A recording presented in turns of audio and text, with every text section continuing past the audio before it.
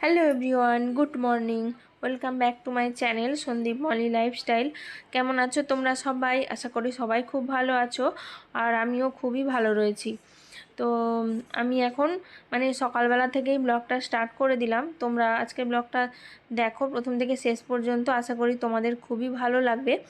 তো এই যে দেখতে পাচ্ছ, আমি এখন রান্নাঘরে রয়েছি, আর এখানে সব কিছু রান্না করার জোগাড় যন্ত্র হয়ে রয়েছে। এই যে ধরো ইলিশ মাছ, তারপর চিংড়ি মাছ, আর তারপর সবজিগুলো কাটা রয়েছে। পুরো রান্নাঘরে সব কিছু রান্নার জন্য সব কিছু রেডি করা হয়ে গেছে। তো আজকে একটা বিশেষ দিন রয়েছে। তো তোমাদেরকে এর আগের ব্লগে জানিয়েছিলাম যে ভাগ্নি এসছে, কেননা একই দিনে ওদের জন্মদিন, তিনজনের জন্মদিন। তো সেই দিনটা হলো যে গিয়ে আজকে। তো আজকে হলো ওদের আজকে জন্মদিন না, ওদের জন্মদিনটা এখনও এক সপ্তাহ দেরি রয়েছে। কিন্তু এটা যেহেতু শ্রাবণ মাস, তো ওদের শ্রাবণ মাসেই জন্ম, কিন্তু যেহেতু শ্রাবণ মাস পড়ে গিয়েছে, আর তোমাদের দাদাভাইয়ের তো কোনো ঠিক থাকে না, ডিউটি ঠিক থাকে না। ও চলে যাবে 2-3 দিনের মধ্যে, আর ভাগ্নি এসেছিলো, ভাগ্নিও চলে যাবে।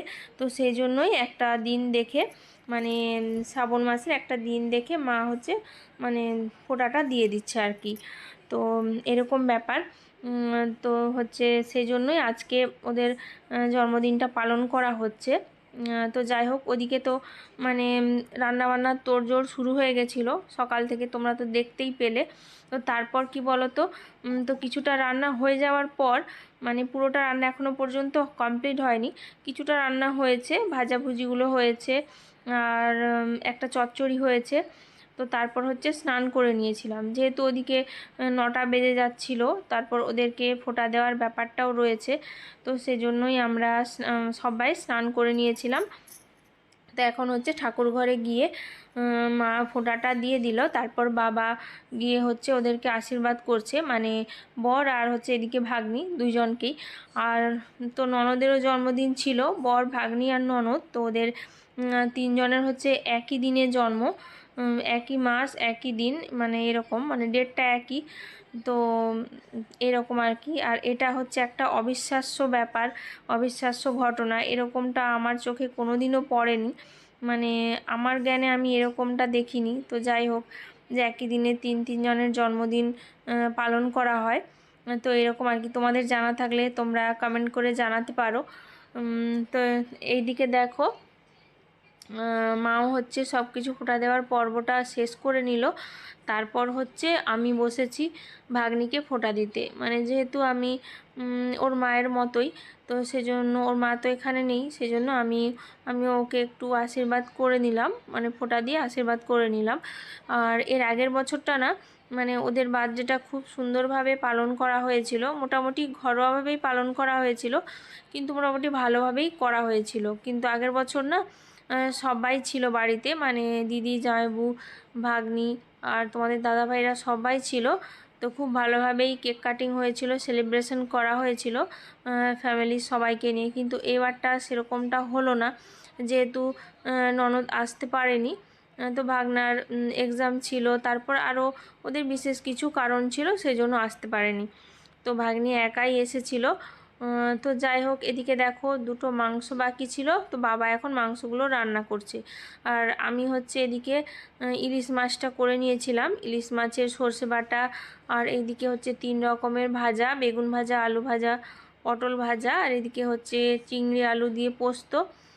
তো এগুলো হয়ে গেছিলো। আর পায়েসটা দেখতে পেলে হাঁড়ির মধ্যে রয়েছে, পায়েসটা মা রান্না করেছিল। তো পায়েসটা মাই করেছিল, আর আমি ওইগুলো করে নিয়েছিলাম। আর মাংস দুটো বাকি ছিল, দুটো মাংস বলতে একটা চিকেন আর একটা মাটন। তো এই দুটো মাংস বাবাই রান্না করেছিল। আর আরেকটা জিনিস হয়েছিল, ফ্রায়েড রাইস। তো ওটা মা পরে করেছিল, সেই জন্য আর তোমাদেরকে দেখাতে পারলাম না, কেননা ওটা একটু বেলা করেই করা হয়েছিল। তো যাই হোক, এখন সকালবেলাকার জল খাবার। তো ওই যে পায়েস বানিয়েছিল বললাম, আর মিষ্টি মিষ্টি নিয়ে আসা হয়েছিল। তো ওগুলো ঠাকুর ঘরে তো ওদেরকে খাওয়ানো হয়নি, নিয়ে যাওয়া হয়নি। তো যাই হোক, এখানে নিচে এসে ওদেরকে খাইয়ে দিলাম, মাও খাইয়ে দিল, ভাগ্নিকে, আর আমিও খাইয়ে দিলাম এরকম আর কি। তো যাই হোক, মোটামুটি হচ্ছে ফোঁটা দেওয়ার পর্বটা খুব ভালোভাবেই মিটে গেছে। তো এরপর হচ্ছে রয়েছে দুপুরবেলা, মানে দুপুরবেলার যে খাওয়া দাওয়ার সেই তোড়জোড়টা রয়েছে। তো আমরাও এখনও পর্যন্ত খাওয়া দাওয়া করিনি, তো আমরাও খাওয়া দাওয়া করবো। আর এইসব করতে করতে না প্রায় 10টা কি 10:30 মতো বেজেই গেছিলো। তারপর ওরা খেয়ে নেওয়ার পর আমরাও খেয়ে নিয়েছিলাম সবাই মিলে। আর এইদিকে দেখো মানে আকাশে এমন অবস্থা, মানে অঝোর নয়নে এই যে বৃষ্টি চলে এসছে, মানে খুব জোর বৃষ্টি হচ্ছে, তোমরা তো দেখতেই পাচ্ছ।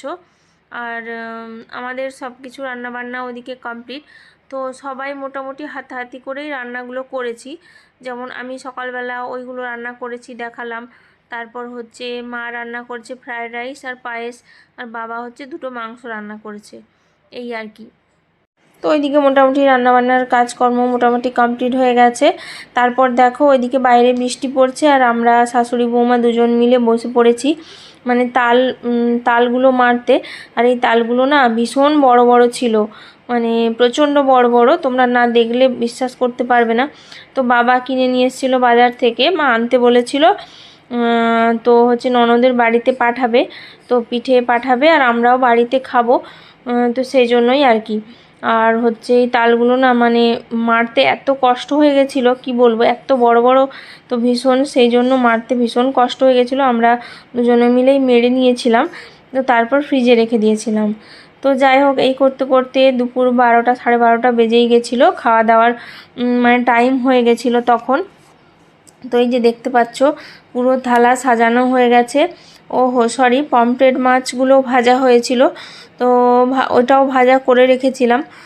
তো যাই হোক, এদিকে পাঁপড় ভাজা, থামস আপ, আম, তারপর হচ্ছে তোমার আইসক্রিম, এগুলো আবার এদিকে রয়েছে মিষ্টি। তো যাই হোক, এগুলো দই, মিষ্টি, পাঁপড়, এগুলো সব কিছুই রয়েছিল মোটামুটি। হচ্ছে এগুলোই আইটেম করা হয়েছে, আর বেশি কিছু করা হয়নি। আর তবুও তো ওদের এই শ্রাবণ মাস মানে ওদের হচ্ছে এটা জন্ম মাস, তো ডেটটা না হলেও তো এটা হচ্ছে ওদের জন্ম মাস। তো যাই হোক, তোমরা সবাই ওদেরকে আশীর্বাদ করো, ওরা যাতে সারা জীবন এরকম হাসি খুশি থাকতে পারে, ভালো থাকতে পারে, জীবনে অনেক সুখী হয়, বড় হয়। তো এই আশীর্বাদই তোমরা করো ওদেরকে। তো যাই হোক, এখন হচ্ছে ওদেরকে খেতে দিয়েছিলাম, আর বর হচ্ছে দেখো সবাইকে এক এক করে খাইয়ে দিচ্ছিল আমাদেরকে। তো যাই হোক, তারপর আর কোনো ভিডিও শ্যুট করা হয়নি। তো আজকের মতো ব্লগটা আমি এখানেই শেষ করছি। কেমন লাগলো সবাই কমেন্ট করে জানিও, ভালো লাগলে একটা লাইক করে দিও। তো আজকের মতো টাটা সবাইকে, সবাই ভালো থেকো, সুস্থ থেকো, দেখা হচ্ছে পরের একটা নতুন কোনো ব্লগে। তো সবাইকে জানাই টাটা।